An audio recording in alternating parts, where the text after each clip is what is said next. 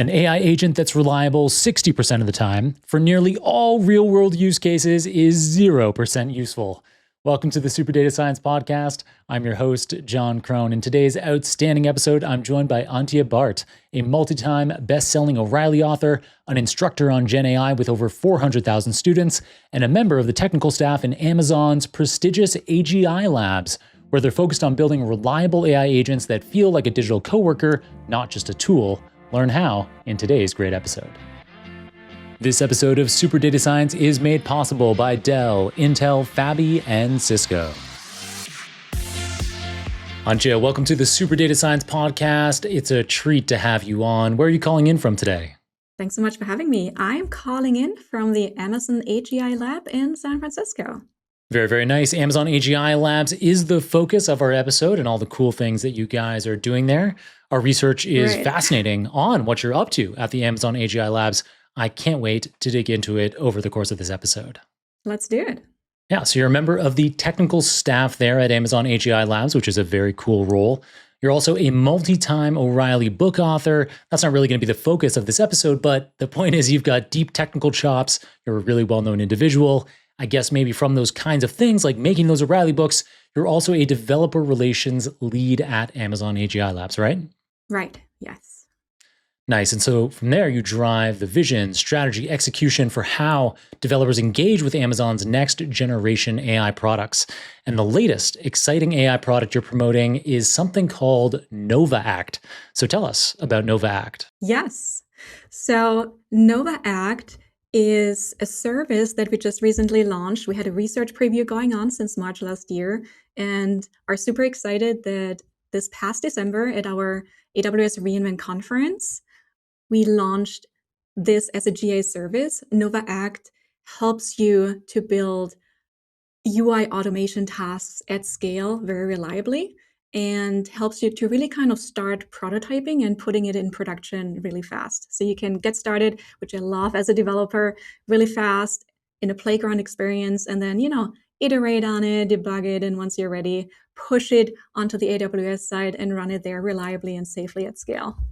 Really cool. And it's free to get started, right? Absolutely. So one of the key things, again, I'm excited as a developer, is we want to make it really easy for you out there to get started, right? Like in this industry, we know the speed to delivery, speed to shipping is kind of the mode. So you don't want to spend too much time spending up the right environments and infrastructure and integrations. You really just want to validate your ideas, right? A lot of startups, you just want to go build the ideas you have, validate them really quick, iterate on them. So you can get started really quick in our playground experience to especially do that. And then you iterate there, and then you can move into, the next step. For example, if you want to customize more in IDE environments. So we really want to keep also the surface area really kind of, where you're doing your day-to-day jobs as a developer.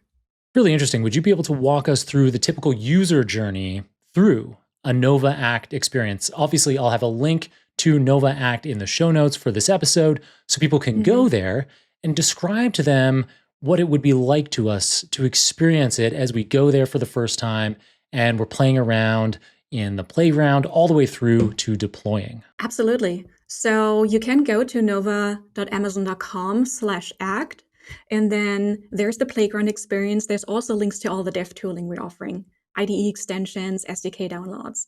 But really kind of the first step is you go into the playground free of charge. You don't need any AWS account or anything. So you just go in there, you provide a website that's, for example, you're going to, let's say, a booking website or a specific event, maybe sign up site, right? Conference season is starting soon here in the Bay Area and everywhere. So you just put in the website, and then in natural language, you can decide and put in the actions to take, right? Let's say I want to sign up to an upcoming meetup, right? So maybe I put in the Luma website, and I'm going to say, hey, search for a specific meetup. Maybe I want to join, an AI performance meetup. I look for that. And then you can also put the actions in to fill out, click the RSVP, click the join it, and have it fill out the form for you. And on the same playground, you see an embedded UI, the browser environment. So you don't have to set that up any manual way. So you can see it right there. So you can observe how Nova Act, how the agent is going to that website.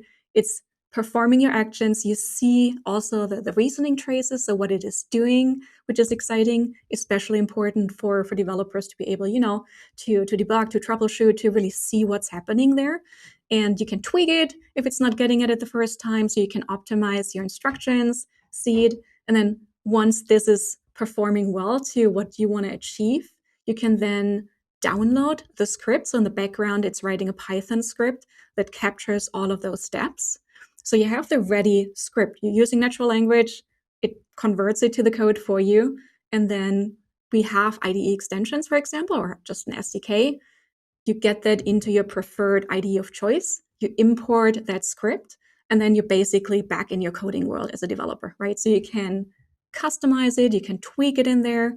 And also the IDE extension has this embedded live preview. So, a lot of times when we're building those automation workflows, you have like a separate window popping up that shows you the browser. And we got a lot of like developer feedback that that's just a little bit too much, right? We want to stay in the flow when we're building something. So we included that in your IDE so you can really stay in there, have a unified window with all the troubleshooting, the debugging, the traces. So you can keep really close eye, develop, customize.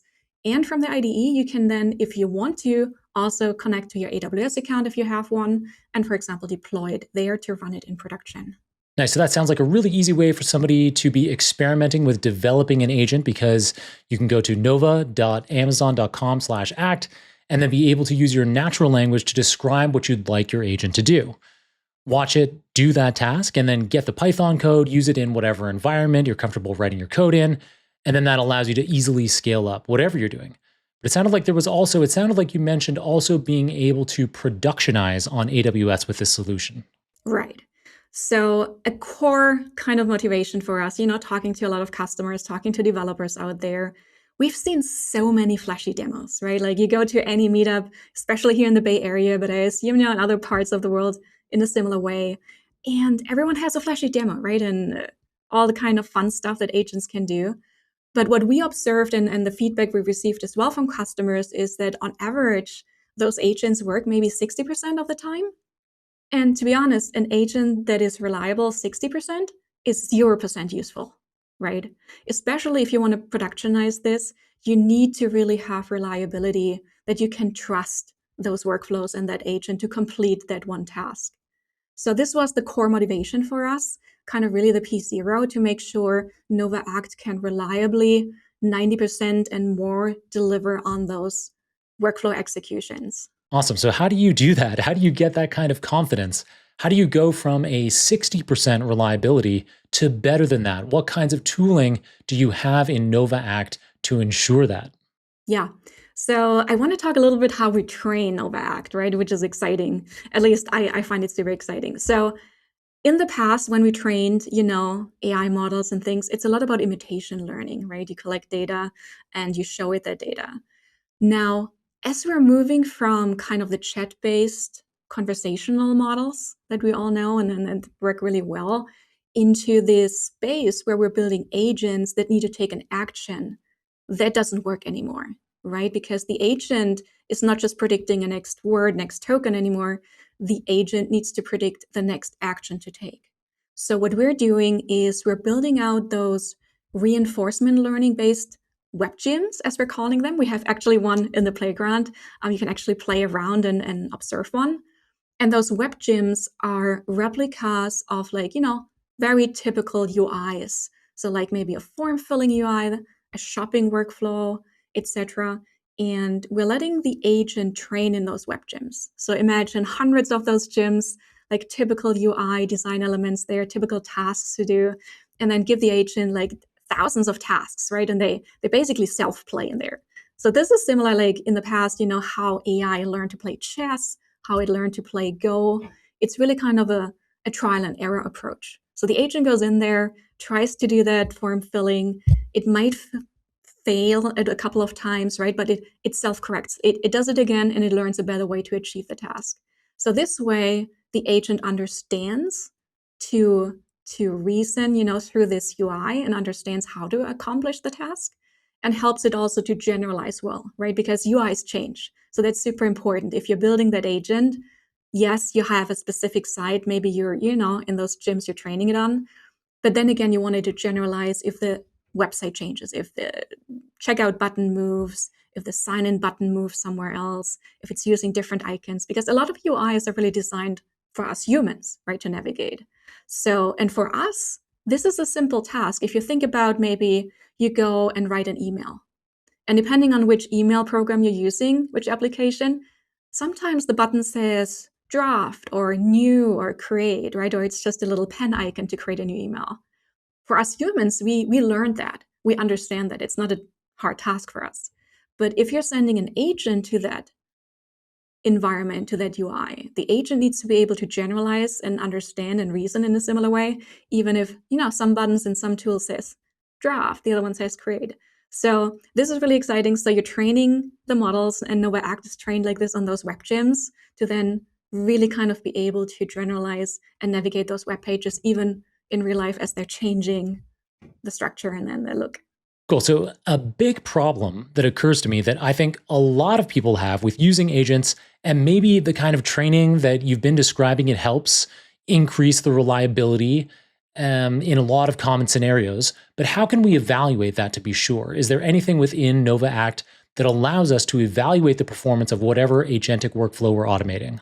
Absolutely. So obviously you can check the leaderboards. We've done the public benchmarks on Work Arena, on RealBench. That is important to just be able to understand the capabilities of the solutions. But even more important, and what we focus a lot on, is really working closely with our customers, because we want to deliver agents that work on real use cases with real, company tasks and for real users. So we're not focusing on this kind of the flashy demo side. We're really kind of working closely in collaboration with the companies, with the customers we have, and then making sure the evaluations are running on their specific tasks. And this is where we achieve those over 90% really kind of on those early customer enterprise workflows, where we're really kind of focusing down what needs to be done and evaluating and making sure we're really delivering this reliability there.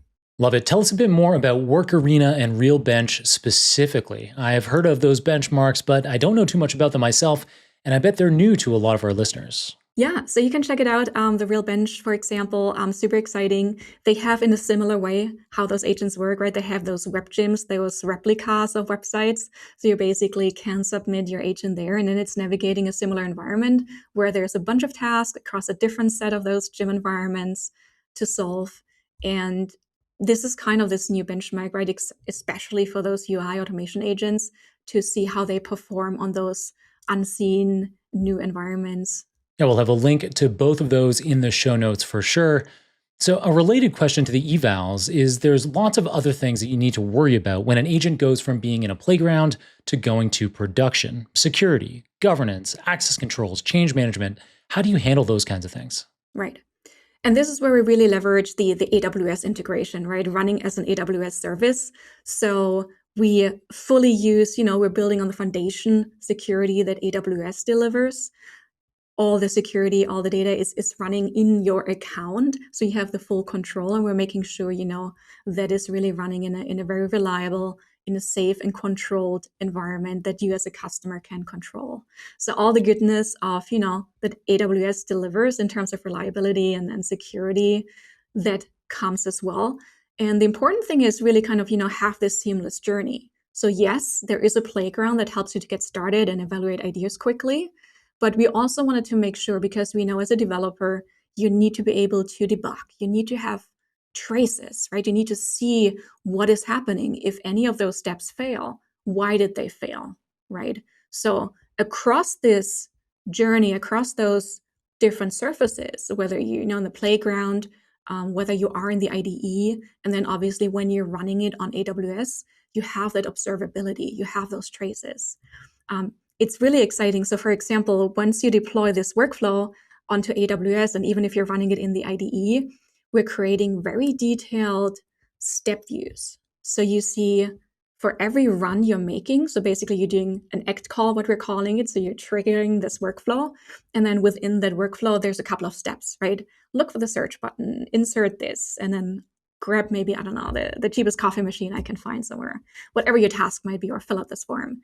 And for every step, you see, the reasoning traces, so you can understand why the model took a specific action. You see also the next action prediction. Let's, for example, click on those coordinates, put this in.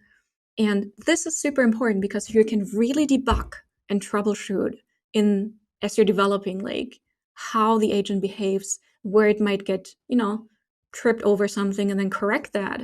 And then as you're running that in production on AWS, you have the similar views. So you can, for example, run the same workflow. If you're thinking like enterprise cases, form filling that needs to be done maybe 1,000 times in parallel, you can schedule those runs. And for each run, you have that detailed view. So in any way you have, the auditability, you can look into the logs there, integration with, CloudWatch and all the other tooling to really kind of give you the full control and also the visibility into what's happening. Data scientists, it's time to talk about your tech. With Windows 10 support coming to an end, now is the perfect moment to rethink your setup. Enter Dell AI PCs powered by Intel Core Ultra processors. These devices are built for the demands of modern data science, delivering faster performance, smoother multitasking, and the power to handle even the most complex workflows. Whether you're training machine learning models or analyzing massive datasets, these PCs are designed to keep you ahead of the curve. Don't let outdated tech slow you down. Visit Dell.com/shoppcs to explore how you can upgrade your device and elevate your work. That's Dell.com/SHOPPCS. I like that. And now I'm starting to understand the model here, I think, as well, the business model from Amazon's perspective, which is, a lot of organizations will have open source initiatives, but even when an enterprise has an open source initiative, they're looking for some kind of goodwill or some kind of benefit downstream. And maybe that's something is that when people want to scale up their agents on AWS, Nova Act is free, gets them going, but then when it's time to scale up, it's convenient that you have AWS available to do that if you so choose to use AWS to do that scaling up. And I would add to that, it's also like, giving developers choice. Like some developers really enjoy like building it themselves, right? And using the open source tooling and just do a very customized approach. But I think as you're scaling this out, you really kind of want to consider like how much of this work do I want to do myself? And there might be very well, very important cases where you want to have that customization ability. And that has always like as well Amazon's and AWS's approach in this, like giving customers choice in the building blocks, whether they're using open source, whether they're using kind of more individual services and capabilities. For example, on the AWS side, there is this Trans Agents SDK that you can use to build agents, and you can use any kind, of tooling, of models there. It gives you full flexibility. But then again, there might be customers that say, well, I don't want to go this route, right? I don't want to spend that much time customizing. I'm really looking for a solution that has the best parts integrated, and I don't have to worry about, sometimes we refer to this as kind of a Frankenstein AI agent, where you kind of, you grab a model, you have to look for the orchestrator, and then with the UI actions, right, an actuator that actually taking those actions in the browser, in the UI, and you have to bring those together. Our approach at the Amazon AGI lab is to train this all together. So basically, we're training the brain and the body in one to give really kind of, optimize it and give you that reliability. So again, there's plenty of solutions. You can achieve this with Nova Act. We're giving you this fully integrated way to hopefully take a lot of this heavy, undifferentiated building away and give you a faster time to value with this. Yeah, there's a lot of thought to be put into what's the right balance to allow people to be doing things independently or using pre-made tools. There's trade-offs between customizability versus speed and reliability. And we dug up something, a project that you've done where you used, and you can correct me if I'm wrong on any of this, but our research indicates that you used Amazon Q and VS Code to develop an app called Summarize Me. And that Summarize Me app produces an Antje avatar, animated video summaries of your meetings. And so you argue that developer environment agents act like a personal tutor sitting next to you while you work, and that they help you. They help developers stay in flow, which is always a nice place to be. So drawing on your experience building that Summarize Me app as well as all of your Nova Act experiences with Amazon customers, given the subjective nature of developer flow, what do you think is the ideal balance of agency and oversight? Yes, I want to also bring in another example here in a bit. But yes, correctly. I built this thing as kind of like, I worked as a developer advocate for many years. And with AI, like many of us probably were thinking like, what tasks can I actually automate, right? Every one of us has like those really kind of boring, tedious tasks we have to do during the week, right? It might be filling out an expense report at the end of the week because we were traveling somewhere for business and we're really dreading this exercise, but we have to do it, or something similar, right? Or researching the web for like, AI news that's coming out. Like, I don't know, we cannot even keep track of what's happening throughout the day, right? So I think a lot of us have those little side projects where we're trying to just to automate some tedious parts of our daily jobs. And this was also kind of a motivation for me when I put this project together, just out of fun, really. Can I actually, using some avatar technology and like meeting summarization and stuff to kind of automate parts of my job where I'm like, I'm in so many meetings throughout the day, but then again, with AI summaries, you're getting like then now a million of those AI summaries. That's also sometimes too much. So I was trying to like think, how can I, streamline all of this? And to your point about the agency and the control of things, right? I have another example. Like if we're looking at AI assisted coding, for example, I think many of us are using those tools now. And if I just look back like a year ago when I kind of worked with the tools, or even like, 1.5 years ago, we started out very early in the days with tab completion, right? So we were writing the code pretty much. Yeah, we did a tab complete. Then in the next phase, with those AI coding agents, assistants becoming more powerful, we then had them to maybe scan our repo and then also like, co-develop that we're saying, hey, can you create this capability for me within this larger project, within this larger application? But for example, I still kind of reviewed the code, right? Like once I got it back, I was like, okay, what did you do there? So I went line by line through that. And to be honest, fast forward 2026, probably most of us are using some sort of AI tool. I cannot even keep track, right? There's like so many software agents that are helping you build your applications, build the projects. Like my job shifted to less reviewing, but really kind of just the supervisor, right? So I cannot even keep track of reading every line. So to your point with the agency and the control, I think it's really about building trust with a tool. And I think we went through that period over the last 1.5, 2 years where we started to work with AI assistant coding. And now we have this trust, but with trust also comes, we need to verify. So a lot of focus, what I'm doing is like when I'm coding like this, I want to make sure that I have really solid unit tests and verifications in place. But as we shifted from this vibe coding to kind of more spec-driven development, we're still interacting with AI in the same way. We're telling it what to do, mostly in natural language. We're writing some specs now, and then we have the testing framework. And with this all together, we have developed a decent amount of trust that I think we're giving more and more agency. So this is an example from the coding world, but I think a similar pattern will arise with those, UI automations. Right now, of course, we want to have, for specific things, a human in the loop that maybe approves the checkout workflow or just takes care of some of the important decisions that are part of this task. But ultimately, as we're building up the trust and we have, specific verifications in place, I think this agency will slide a little bit to give it more. I think that makes perfect sense. I do think that is where we're headed. You mentioned at the beginning of your most recent response that you had another example other than Summarize Me, and now would be a good time to go into that. Yeah, that's kind of how I code, right? This is what I want to get in. Like it's shifting, like how we're still using natural language, talking to all those tools, but we're giving it a little bit more agency. Right. Gotcha. So we have a quote from you from a blog. We'll have a link to that in the show notes where you point to over 1,000 generative AI applications already built or in development at Amazon.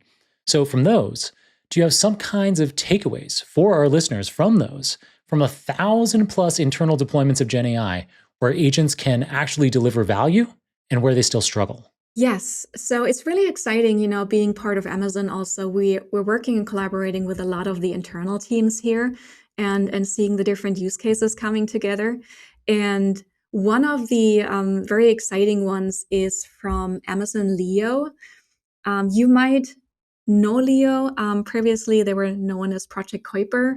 They're working on those low orbit satellite networks to bring connectivity into the underserved regions. So, very exciting work that they're doing. And they've been looking at NovaAct as well, how they can integrate it. And they built some amazing automations that help them, do testing QA frameworks across different, from the web to Android, iOS apps as well.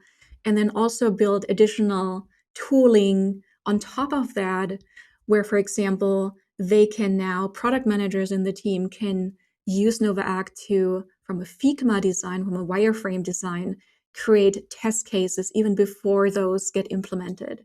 So there's a lot of exciting work that's happening. And yeah, I'm also curious, out there, like a lot of you, like startups, developers, data scientists that are listening, like how you think UI automation can come together and which processes you can automate. But yeah, certainly there's, I think, so much opportunity space, and we're really just at the very beginning of what's possible. For sure. Are there some kinds of general things you've seen that work or don't work? Maybe the UI example is a really good place to go because it seems like NovaAct specifically is designed for browser-based tasks. We started with a browser because it's the easiest way to give us kind of the closest to this universal action space. If you look at like how we humans work, right? A lot of our work is actually happening in the browser where we working across different applications. We have the different tabs open. So this gives us a very great first point to get to this universal space, but we're also looking beyond the browser, right? So again, we have great research teams here. I really enjoy talking to a lot of our cognitive scientists who are also looking into this problem space.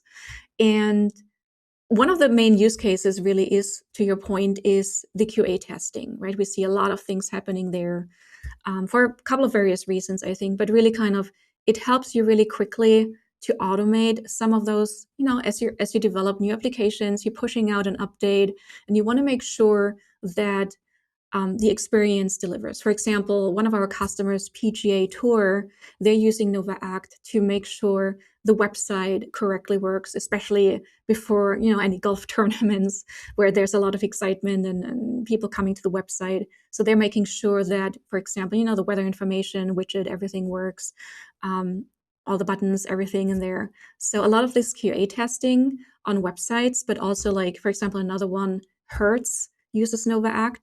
They're doing testing, automated testing for a lot of their core rental workflows, which help them to just, increase the shipping velocity 5x. So it's really kind of, and sometimes internally, we use this playful term that we're calling those normcore agents, which really automates some of the more boring stuff, right? Like it might not be those flashy, cool things that we sometimes come up with at like hackathons or stuff. And really kind of what are kind of the core workflows that seem a little bit more boring, seem a little bit more tedious, but you can actually automate pretty well. And we see a lot of interest as a first use case in this automated QA testing, but we can imagine like a ton of more use cases out there.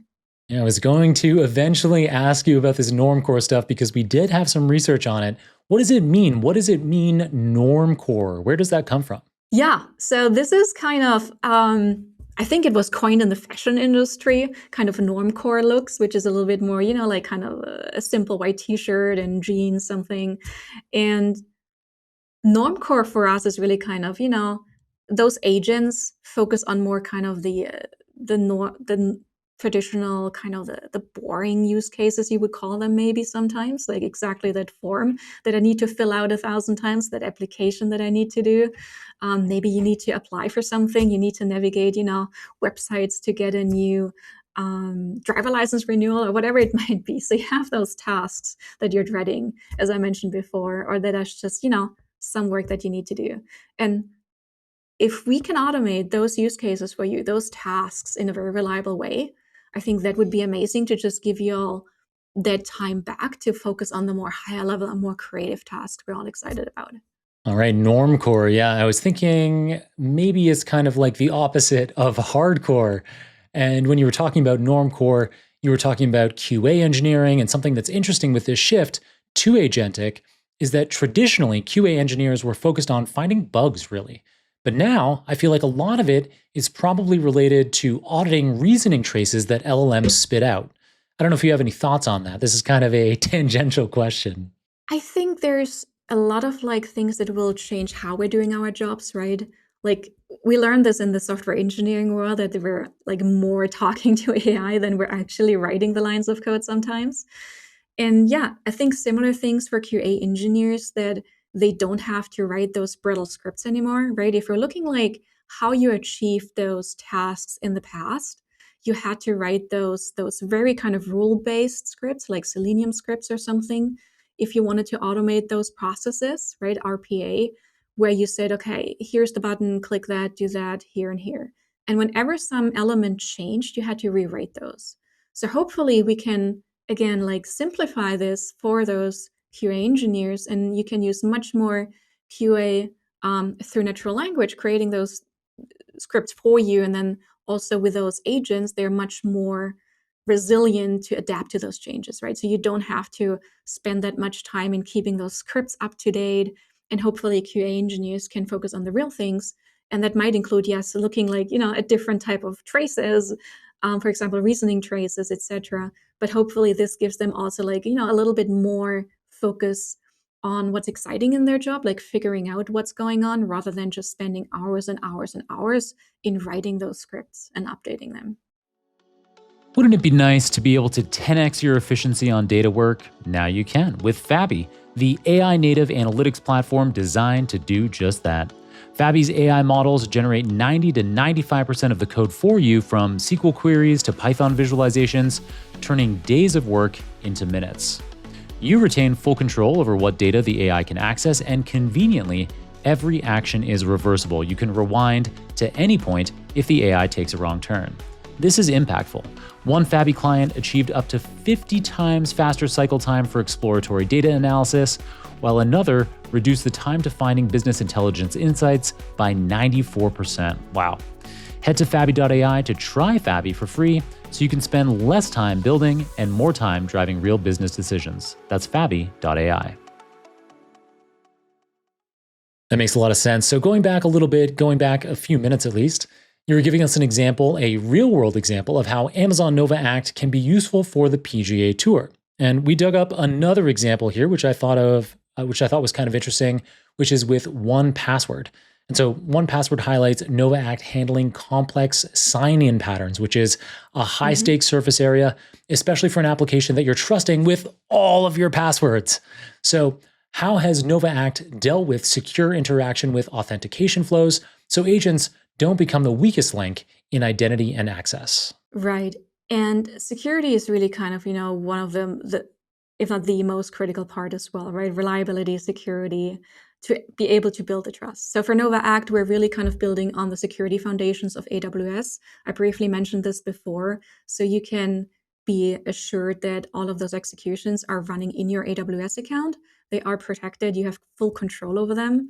And also, like, we give you back control, right? So for example, if you're encountering a password that you need to fill in, you can give back to the user. So basically the user would then be in control, and you would, for example, with a Playwright integration, you can then prompt like locally in the terminal to, hey, get the password from the user. It's never being sent over the network, but then the agent can fill it in. So a lot of thinking really goes around that. And then 1Password, obviously, given like they are the password manager, one of the leading ones. So they build their framework around that as well to make sure, for example, the password manager can intelligently navigate the site.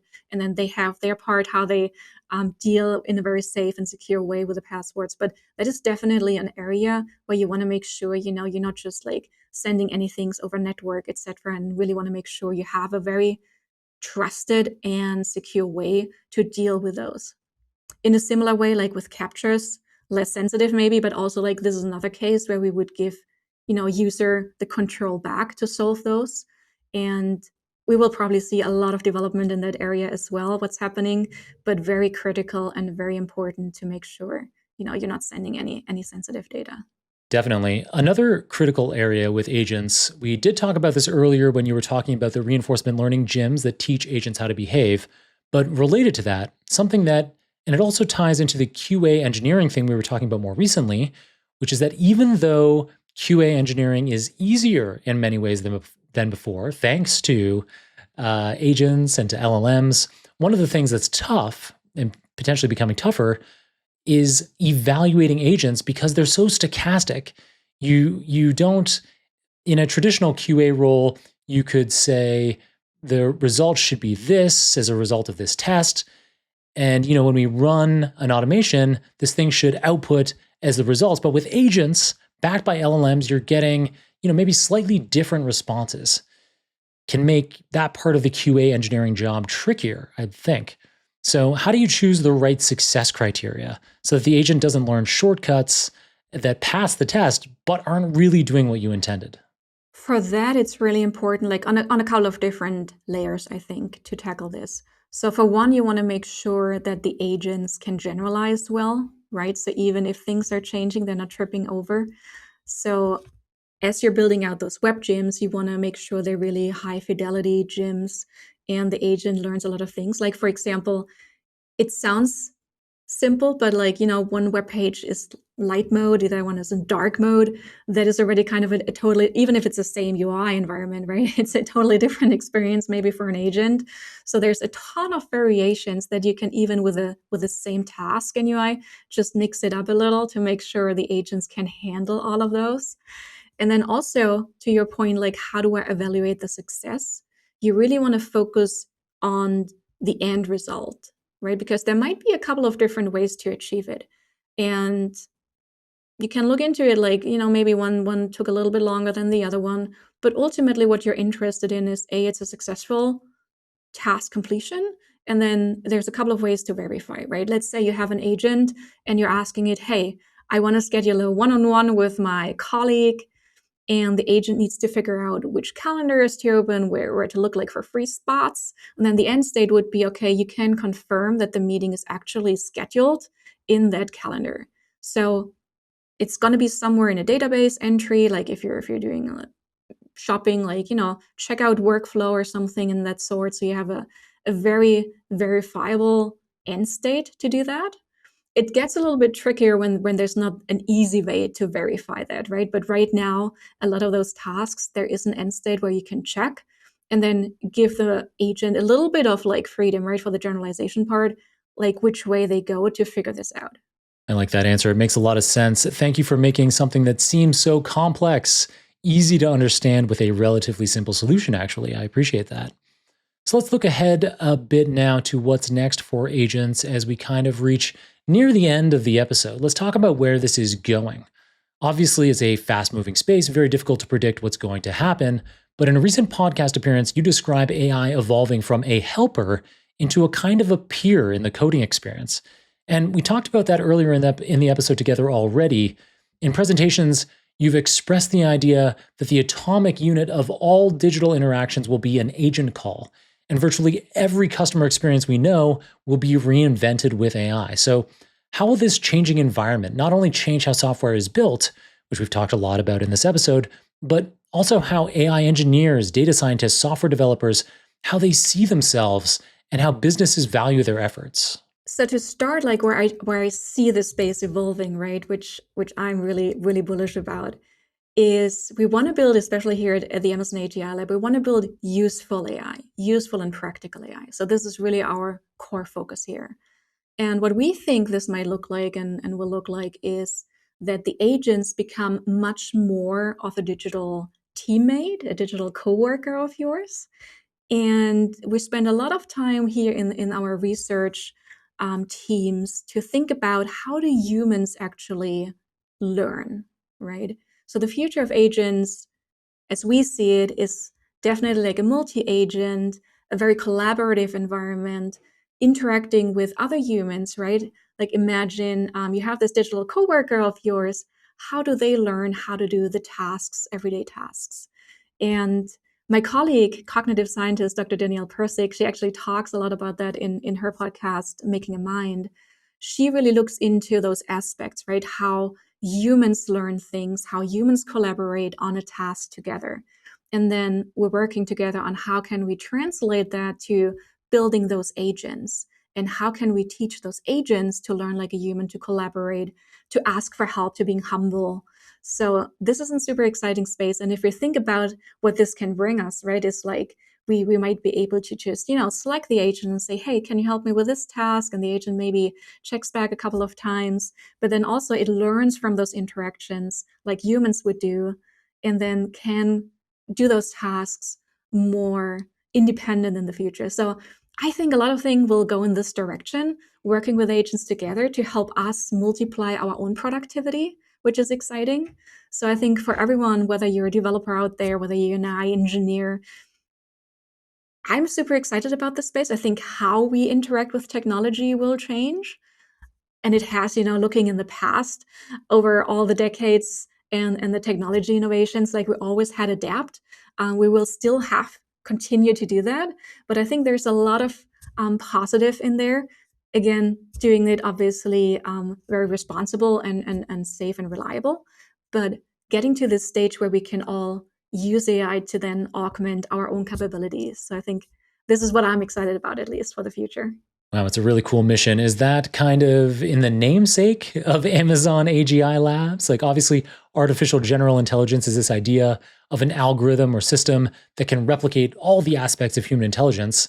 So it kind of sounds like that aligns with this idea that you have someone that feels more like a coworker working alongside you that could be helping you out on any kind of task.